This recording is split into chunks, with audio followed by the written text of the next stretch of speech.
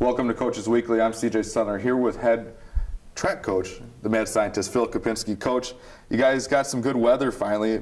Almost a little hot, you were talking about that for a track meet, but good weather nonetheless. So you guys get to Benedictine. Chelsea Wilson sets a new school record. Ho-hum. Abby places in the discus. Talk about your meet.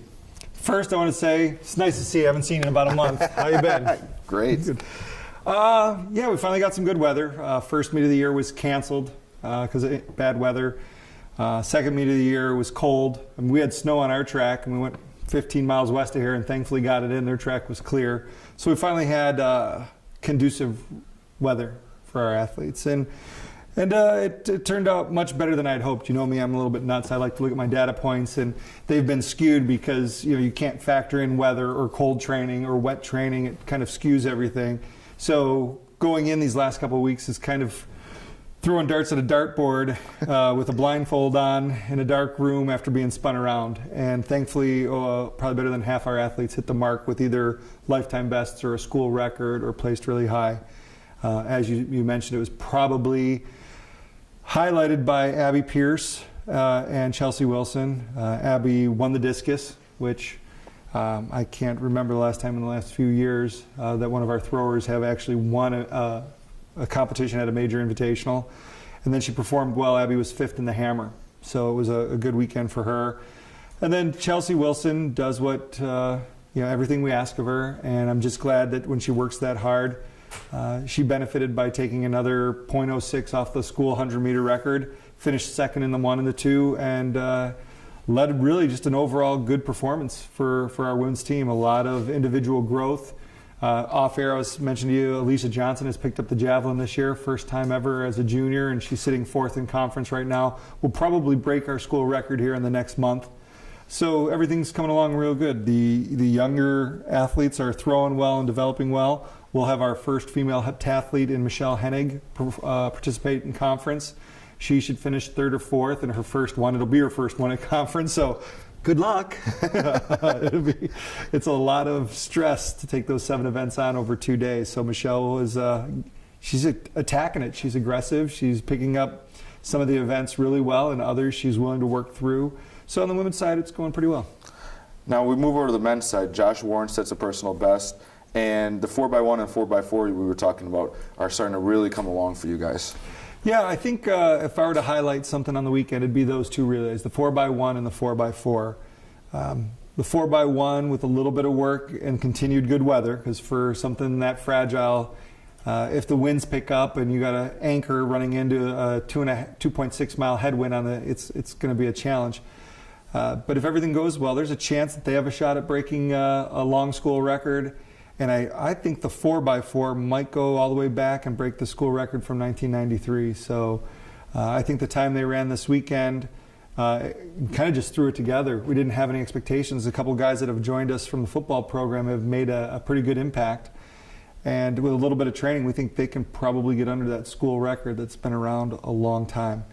I think some of the other standout performances, Josh Warren had a really good 1500. His 800 was he wasn't feeling it, didn't get a lot of recovery, but then he came back and dropped a 49 to lead off our 4x4. So when you have someone like Josh leading those relays, it kind of helps everybody else get up for it. And then I think Aaron Boyer, this will be his last track season for us. He's going to graduate in December. Set 2 lifetime bests in the 800 and the 1500, and every time I turn around, he's just stepping up his game. So hopefully maybe this weekend at the Cougar Invitational, Saturday, April 23rd, come out, ask your friends. He'll have a shot to break the school outdoor 3K record. We're going to run it in the 3K, and I hope Eric can get that record. Now, you talked about the heptathlon. I'm not an expert at all, but me neither. Well, we'll learn it. You can teach everybody here what you know. Okay.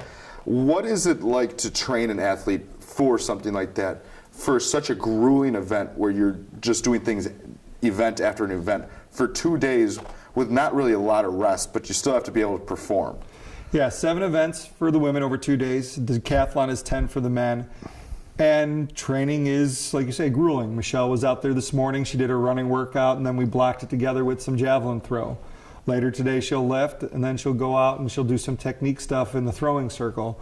So she'll block together sessions throughout the week Obviously, it's nice that she's not a commuter and lives on campus and has that flexibility, and so does the coaching staff. And then there's usually one event that hopefully you don't have to spend a lot of coaching on because they've done it. And being that Michelle has done some long jump and mid-distance stuff in high school, we don't overtrain her for the 800. We're going to just, get through the other 6 and say, 2 laps. Right. How bad can it be? So, she's really, I think the key is finding athletes that are willing to put in the work and understand that it's going to be painful, and they're not fearful of the challenge. One good thing, is Concordia has a lot of student athletes that don't fear a challenge. They don't crumble. Now we have our share that do, I'm sure, just like every other campus. But I've found that the stereotypical Concordia student steps up in the face of adversity. Good, bad, or ugly, they're stepping up, and that's 90% of it when you look at these multi-events. Now, we got a really special week ahead of us. The Cougar Invitational. You already put out the promo. Does that mean you're helping? Yes. We. Talk about what it's like for your team to actually get on their home track in front of all the Cougar fans that come out, the students, because they don't see you guys around here very often, unfortunately. Right. But this weekend on Saturday, you get to see a little bit of everything. Yeah, I think our athletes really enjoy it. An opportunity, families come out, friends come out. I mean, we do get the crossover benefit. Thankfully, I think baseball and softball might be playing that day as well. So it should be a really exciting atmosphere on campus. So I think our athletes like that because their friends will catch a little bit of something, and then they'll come over and say, oh, Rashada, this is her last home meet. Let's go watch her run, or Abby's throwing. So I think they'll gravitate towards that. I think it's exciting. If you ask the students, they'll say that. I also think they like the fact that we don't have to travel an hour and a half so they can sleep in a little bit later. I think that's always a big thing for our athletes. They like home meets because it's comfortable. You walk out and you're ready to compete. So if anybody's looking to volunteer this weekend, we still have slots available. For me, as I allude to, hosting a meet is an event. It's imagine trying to pull off. I know our admissions staff won't like this, but they do their event days. Yeah, multiply that times 5. Because you have to get 50 volunteers, you have to get 10, 12 officials, you have to run the online website for people to register. I mean, there's just so many things that go into it. I'm glad the athletes enjoy it because I think my little phone app last year said I walked 21 miles on the Cougar Invite Day last year, and I'm too fat for that, CJ. I can't be walking that far. I need to hover around. Well, the Cougar Invite is on Saturday. For my favorite coach, Coach Phil Kopinski, I'm CJ Sellner. Thank you for watching Coach's Weekly.